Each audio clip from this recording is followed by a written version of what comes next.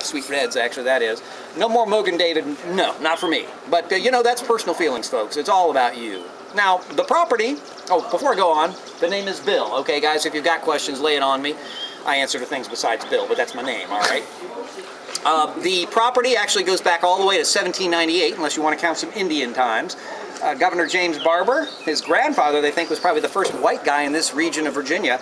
He started Bloomingdale, which is a plantation north of here, just about 10 miles away, in 1720. So way back when, even before the Madisons began Montpelier, the Barbour family was in the region. Barbour, granddaddy and father of James Barbour, were both magistrates in the area. Barbour was actually a sheriff before he was 20 in the area.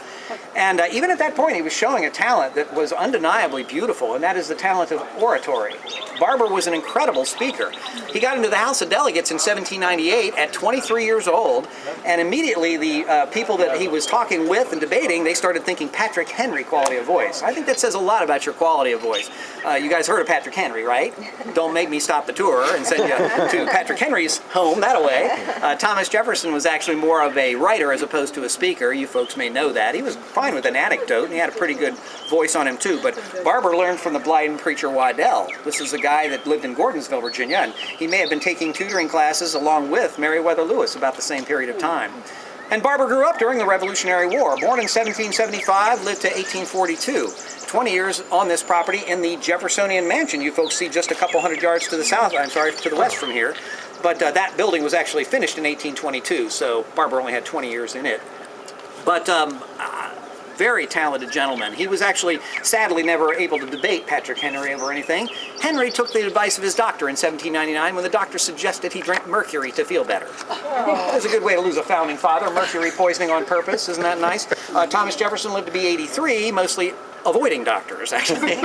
Jefferson did live a full life, he did. Well, that's what you had to do back then. Lived to 1826, I bet you remember what day of the year, too. We've had 38 dead presidents or so, folks. 3 of them died on July 4th, strangely enough. 2 died on the 50th anniversary of the acceptance of the Declaration of American Independence, a document that Thomas Jefferson wrote. But, well, Jefferson was a wine lover too, folks, not just a good writer. He actually was our president for 8 years. During his 8 years in the White House, he imported 20,000 bottles of wine onto that property. Maybe now you know why Sally Hemings wasn't freed by Thomas Jefferson. Too busy drinking and collecting books to be able to free all of his slaves. When he died in 1826, none of his slaves were freed. They think during Jefferson's life he may have freed 3 of his slaves, not even Sally. Luckily, within about 18 months of Jefferson's death, well, lucky in some ways, Sally was freed by Jefferson's oldest daughter. But Martha knew what Jefferson had in Sally, and that's the mother of 6 of his children, they believe now. Genetics are getting pretty close to proving it, folks. If you're part of the white side of Jefferson's family, I'm sorry, but it's kind of hard to deny now. They do still try to. And I had a really rather heated discussion with a guy yesterday, said that there are books now saying that Peter Jefferson was the father to her children. But she came back from France when Jefferson was our minister to France pregnant before she was 16. Peter Jefferson was not visiting, so I don't think that at least the first kid could have been Peter's. But I'm not going to really get into that, folks. Just realize that Sally was Jefferson's wife's half-sister. That's pretty close family relations. Let that bounce around in your head a little bit, all right? Now, Jefferson imported wine because he never successfully made wine. Believe me, he took his time trying to. 50 years of attempting on and off, Jefferson brought 7 sets of plantings from Europe. Never did the European vine produce a drinkable glass of wine by Jefferson. That's frustrating, I'm sure, but he didn't go sober for it. A lot of wine imported and a lot of beer made on Monticello Mountain. A matter of fact, Star Hill Brewery started to make mountain wine on Monticello again as a sort of a commemoration of the successful alcohol production up there. And also, folks, you should know that Thomas Jefferson hated distillation. He felt like we were just bad Americans on bourbon and whiskey and rum and that sort of thing. He didn't think we were good. Too much alcohol, we were just out of control. So he never distilled anything on the Barbours. I'm sorry, we don't distill anything on this property as far as you know. Fermentation, folks. We're making wine. That's what we do here. I'm not going to get too much deeper into that, but so be it. So the reason Jefferson had no success was because of a soil-borne problem. It is still here, folks. And that problem is called phylloxera. Phylloxera is a nearly microscopic aphid-like louse, and if you plant European vine, I'm talking of Vitis vinifera here, folks, that is European descent grapevines, that's all Barboursville does grow today. But the vines from Europe don't grow in our soil directly. If you try to plant them, you'd see the same thing happen to you that happened to TJ, and that is they would weaken and die within 2 years of the planting. The reason we today can do what he couldn't is because we use the root structure of America's original grapevines, and we graft the bud of the European vine onto the American root structure. Now, why don't we just grow the grapes that are natural to America and make dry wine with them? You can, and it tastes like crap. It's awful. You'll get drunk, but it's got this foxy bite. Most people consider it quite unpalatable. Now, if you're Dr. Welch's, you can be a really famous non-alcoholic product, but he was actually a temperance man. He didn't like alcohol, at least he certainly didn't like bourbon. Temperance was typically, wine and beer was okay, but bourbon was not, that sort of distillation. Distillation is coming back into Virginia, folks, legal even, yeah. But if you get up under those Blue Ridge Mountains and you smell corn mash cooking, cock your gun, because they're going to shoot back at you. Some of it's pretty drinkable, some of it's pretty gnarly still. Jet fuel, I'd rather travel with it. But anyway, so folks, the phylloxera, that is avoidable. Now, the saddest part of the phylloxera story is they managed to transport phylloxera to almost every region of the world that grows grapes for wine production now. So if you want to grow, say, Pinot Noir in Burgundy, France, where it was made famous, you got to grow Pinot Noir on America's original vine's root structure. Pretty embarrassing to the Burgundians. They can't grow their own grape except with our roots underneath the plant. They had two choices in the 1870s and 80s. They had a choice to either use the grafting technique and run with it, or start making a whole lot of French beer, which I'm sure you guys drink lots of French beer, don't you? Now, they're mostly known for wine and cheese and maybe a slight bit of attitude. But, for what it's worth, folks, wine in Virginia is definitely coming into it. Now, Barbour, the mansion that Thomas Jefferson designed for his family to live in, is the second largest home Jefferson ever designed. Monticello is the only one bigger. And Jefferson only designed maybe 7 buildings, 2 of which were his own. Monticello, which I hope you've been to, and Poplar Forest down near Lynchburg. The whole building in Poplar Forest is an octagon shape. Jefferson loved it. In this building, he designed an octagon-shaped drawing room. That's probably where Jefferson was entertained in 1823 when he came here by carriage, just 3 years before his death. The earthen ramps that Jefferson designed can still be seen today at the front and the back of the building, and it probably made it a little easier for the old man to get up in the building when he was 80. Probably not so easy with hoop skirt, but I don't know about all that. The building was beautiful. Everything except for his domed roof was used on the building. The dome roof was the one avoidance. A hipped roof style was used on this building. The Flemish bond, Jefferson's favorite bricklaying style, same they used at Monticello and the Rotunda at University of Virginia. And racetrack laid out to the north side of the building for horse production. They actually produced a lot of horses on the property. That's where Governor Barbour made a lot of his money, horse breeding. And serpentine brick walls surrounding 3 acres of lovely gardens designed by Jefferson also. You want to see serpentine brick walls by Jefferson? Pavilion gardens still are surrounded by them. They actually are all gone now. My guess is they probably tore those serpentine brick walls down to connect the 2 buildings that were original to the property that are a little past the ruins. 2 Georgian-style homes were connected to one another with a little anteroom at about 1900. So Barbour made a lot of land, folks. 830 originally, that's what the winery today sits on, but by 1830 he owned 5,000 acres here. A lot of land, very business savvy, and slavery did help him, no doubt about it, folks. But Barbour grew up with slavery all around him. He knew it was a terrible institution, so when he paid his overseer here on his property, he paid him a decent wage, meaning that the slaves here were hopefully less abused than most of the South. Understand, Barbour was a very influential voice as our Senator Barbour in 1819 when the Missouri question came up to Congress. Barbour's voice was trying to defend the northern states' position. We need to stop slavery from going into any more states when they open. And Missouri was one of the last to allow slavery. It became a state in 1820, and it was the last state that far north to allow slavery, meaning that the Missouri Compromise, my birth state of Wisconsin, was never a slave state because it was a state as of 1848, and it was illegal by that time. So I think Barbour deserves some credit for that. And his family let go of slavery before most of the South. In the 1850s, after Barbour passed away, Cornelia, his granddaughter, was in charge of this property, and she freed every slave off of it, and she gave most of them land. Some of the descendants of those slaves still live behind Horton Cellars on the land they were given by the Barbours way back when. So, thank you, Governor. He was the first governor to live in the executive mansion in Richmond also, folks. It was finished 200 years ago this year. We got a special wine coming out in the summer, probably in fall actually, kind of commemorating that. It's got indoor plumbing now too, folks, yeah. Governor McDonald's probably very happy of that. Very supportive of the wine industry, by the way. He and his wife have been on the property many times. Governor McDonald, very sweet guy. His daughters, I have to admit, seemed a little spoiled once, but that's okay. That's how it goes. They had their 50th wedding anniversary right in our arcade room just 2 summers ago, actually. Really nice folks, though. So anyway, you can't succeed yourself, so hey, I guess they'll be governor for just a little longer.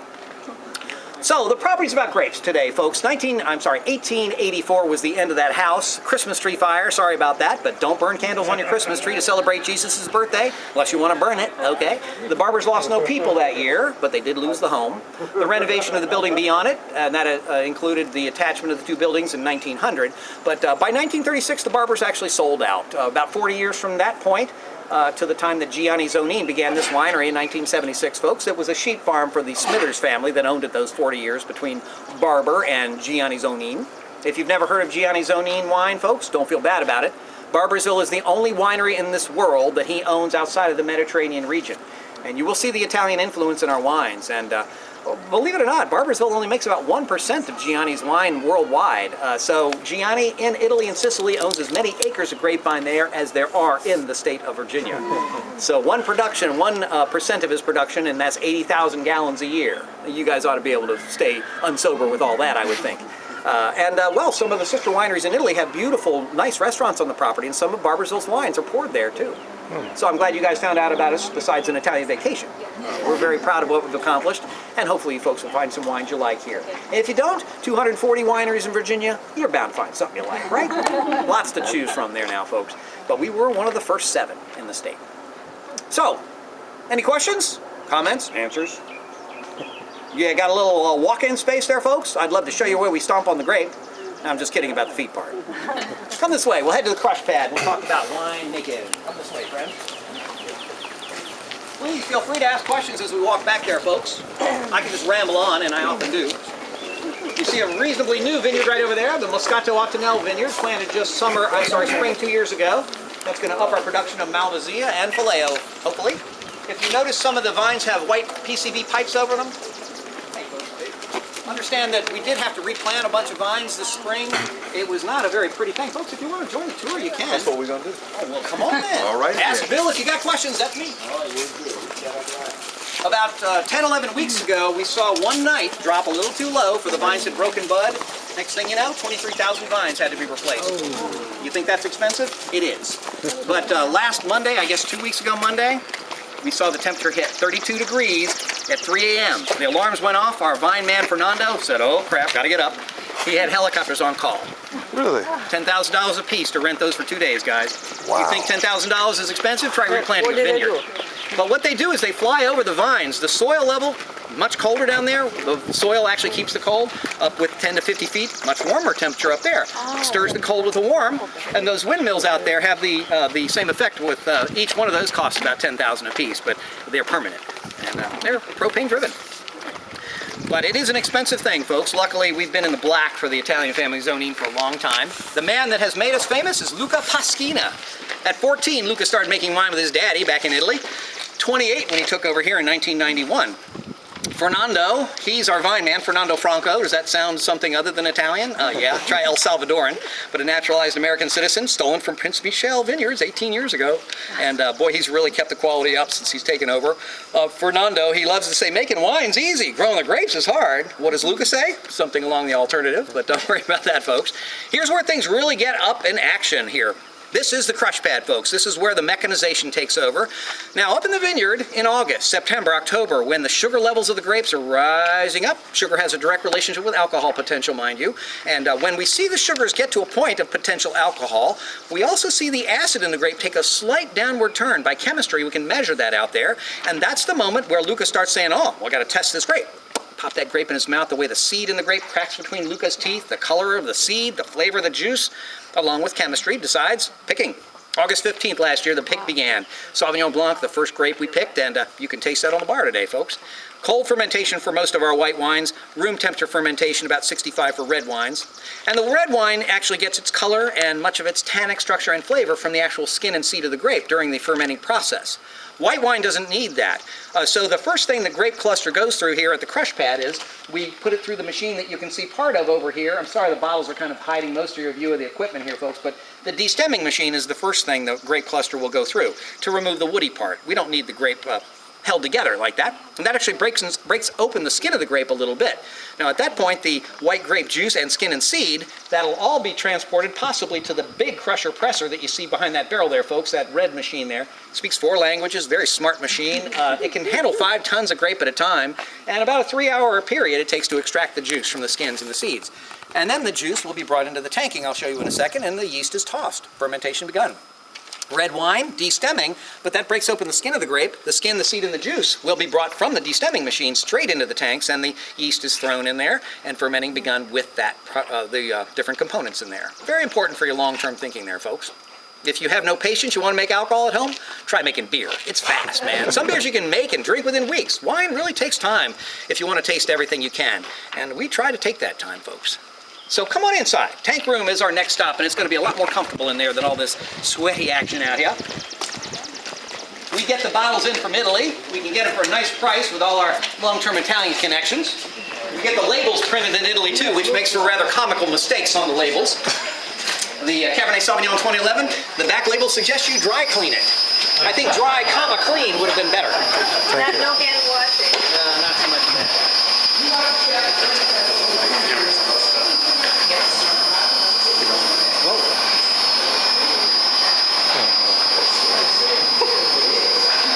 I'm taking it, Mama.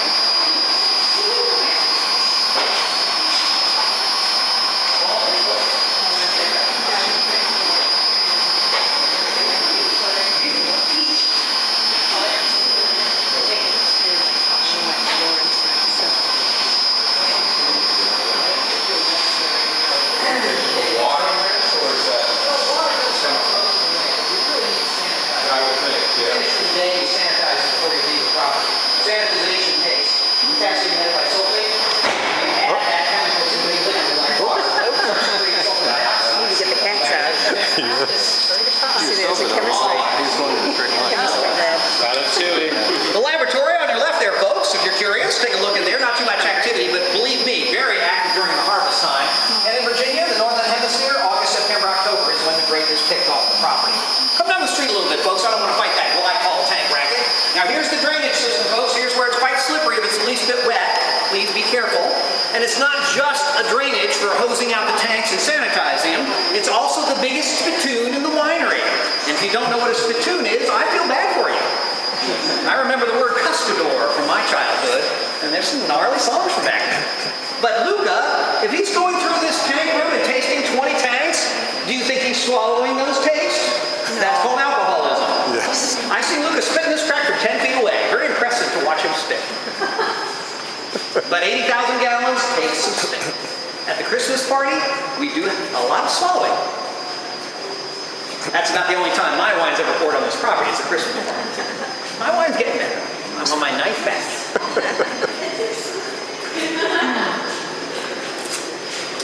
Folks, you may notice the small beer keg looking things here on the floor. That's actually filled up with top-up wine.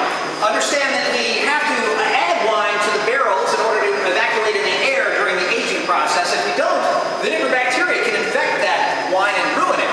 Anybody that makes vinegar on a winery property on purpose is a moron. Am I clear?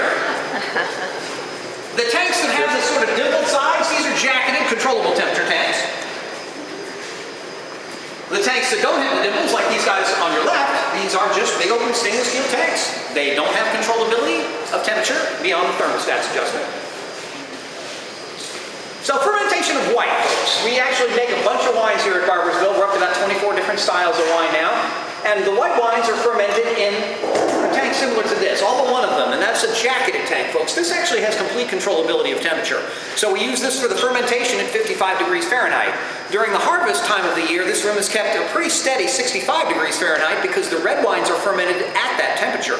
And we can use the non-jacketed tanks to do the fermenting of the red wine. So these are just big open stainless steel vessels. You can see that these are mostly empty. It's like that's called empty. Okay, we're breathing something, right? But that's empty. Now, this tank is adjusted in temperature by the sleeved area that surrounds the outer circumference, the middle section here, folks, where the dimples are. And you can probably see where the pipes are going into the side of the jacketed part there, folks. If I were to turn those two little yellow petcocks on, that would actually start to send an ethylene glycol solution into the surrounding area. And that's very similar to your car's radiator fluid to keep the car's engine from overheating or freezing. And so there's a tank of that in the back. So when we flip those switches on, this tank can be kept at a very specific temperature. And for white wines, all but the Reserve Chardonnay, it is 55 degrees Fahrenheit.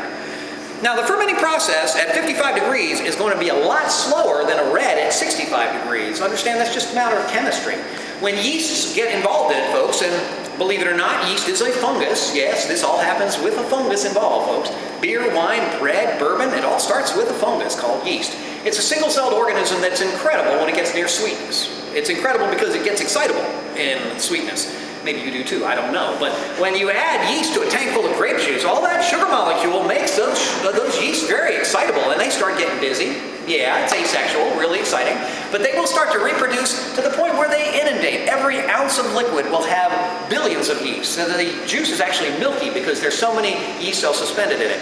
Now they'll reach saturation, and then they will start to create the enzymes that make the alcohol. The enzymes the yeast creates start to attack those sugar molecules. They are ripped apart, and the formation of ethyl alcohol and CO2 will happen. That's all we're doing here, folks. Grape juice, cultivated grapes, with humans involved, goes back, they think, 5,000 or 6,000 years in the past. Probably somewhere in the foothills of Iraq or Iran, where the cultivation of grape became famous for wine. Asians were making wine at least 3,000 or 4,000 years previous to that, but mostly with honey and rice. Honey makes mead, rice makes sake. But grape is a much more deep flavored fruit. It actually gives you complexity that you don't get in those other products. So generally, grape is what people in the world of wine are making it with. And understand that if you folks, like sir, you've got that list of wine in your hands, we talk about descriptions, you may taste apples, strawberries, peaches, grapefruit, hell, I smell Fruit Loops in one of our sweet wines. You think we talked to Kellogg's for that? This is grape-derived flavor, folks. There is no apple in our production, okay? If you taste apples, that is derived from grape. Am I clear? Don't ask me later when we add the apple flavors. I'll smile at you. Okay. You make apple wine, we don't. So anyway, cold slow fermentation, folks, anywhere from typically 3 weeks to 2 months for the whites to be made. Now it takes longer because of the temperature, but it makes better wine. The fruitiness, the lighter structure is enhanced due to that cold, slow, plodding along fermentation. Pay you back right there. And the bulk aging from the time that the fermenting is completed to the time that the wine actually starts to taste pretty takes less time too. Red wine, skin and seed in there too. Fermenting at a warmer temperature, pumping the juice out of the bottom of the tank up and over the skins of the grape every 4 to 6 hours by automation means the fermenting is quite fast, folks, anywhere from typically 4 or 5 days at a low level all the way up to a couple weeks, depending upon the variables in the way of yeast and other things that do happen. So that's a fast ferment, folks. Now once the fermenting of the red is complete and the yeast die because there's no sugar left for them to process, we will then rack or siphon the red wine out of the big tanks, leaving behind the skins and the seeds, and the reds are all drawn into the white oak barrels where the aging of every red does occur.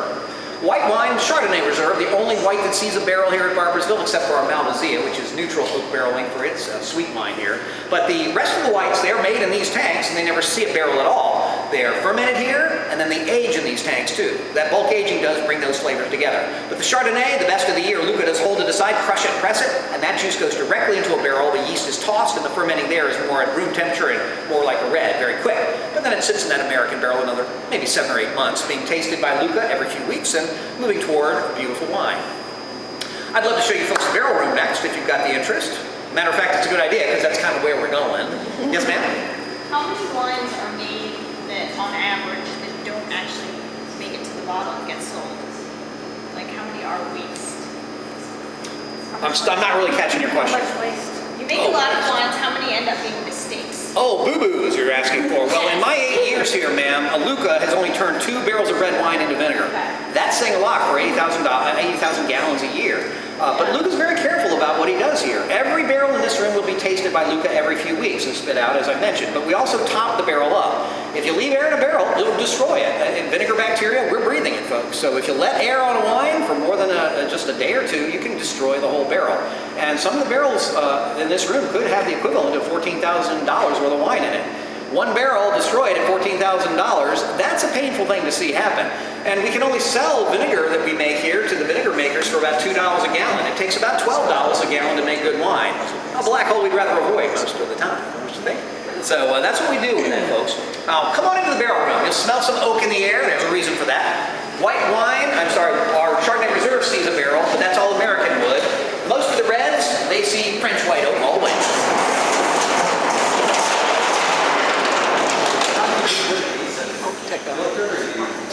Well, you can filter the yeast out, but you got to go to a really low level of micron to do it, and you actually strip color and body away from the wine if you go to too low of a micron. So generally the yeast, we kill them by temperature.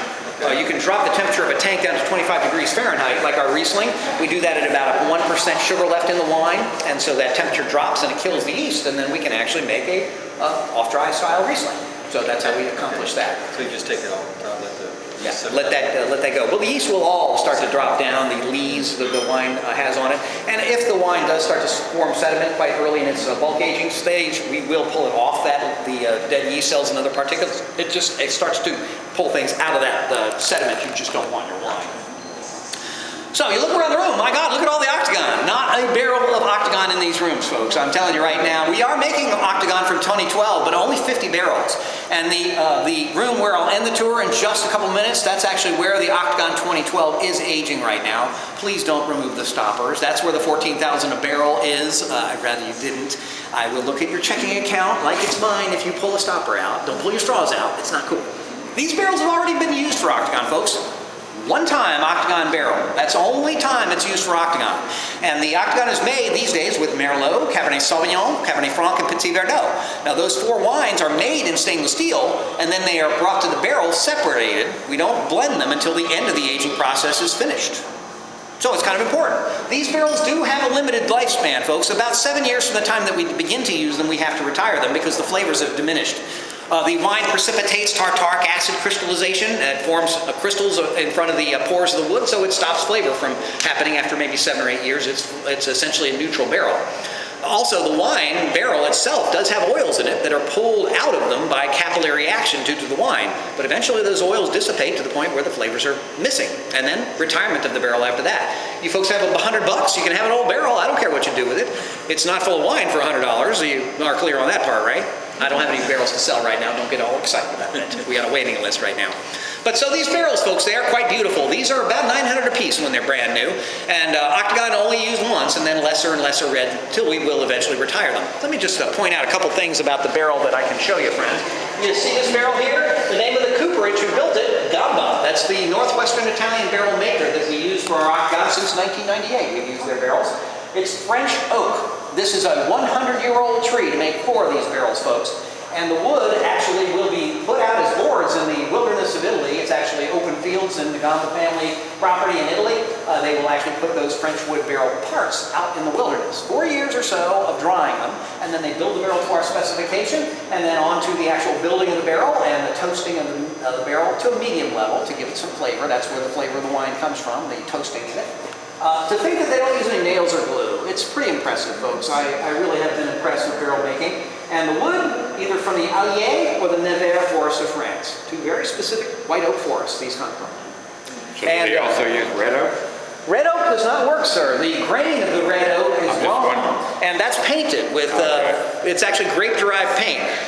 Whenever they go through the barrel room, if Luca's got to taste a few barrels, folks, he's going to actually have to top the barrel up. That's what those little beer keg-looking things are filled with, top-up wine.